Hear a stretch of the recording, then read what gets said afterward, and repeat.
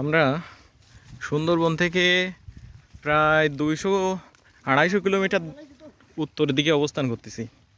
আমরা এখন খুলনা জেলার রূপসা উপজেলার শেষের দিকে, মানে এর পরেই আছে রূপসা উপজেলার শেষ অঞ্চল।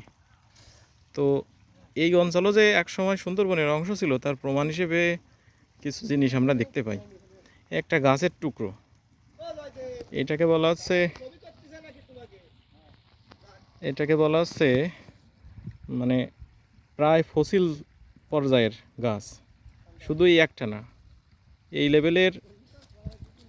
লেভেলের মাটির নিচে গেলে প্রায় সব জায়গাতেই এরকম দেখা যায়। এই একটা গাছ, ওই আর একটা গাছের টুকরো, এই যে একটা গাছের টুকরো, মানে মাটির একটু গভীরে গেলেই আমরা সহজেই প্রচুর গাছের টুকরো দেখতে পাই। এই যে একটা, এটা উঠায় ফেলছে। এই গাছটার রং হলুদ, ধারণা করা হচ্ছে যে এটা গেওয়া।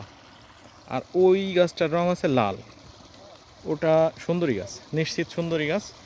এইটা, এই যে লম্বা যে গাছের টুকরোটা পড়ে আছে, এটাও সুন্দরী গাছের অংশ। এছাড়াও ছোট ছোট গাছের টুকরো অনেক আছে। ওই সময় যে প্রাকৃতিক দুর্যোগ ছিল এটার প্রমাণ হচ্ছে এই গাছটা বাঁকা।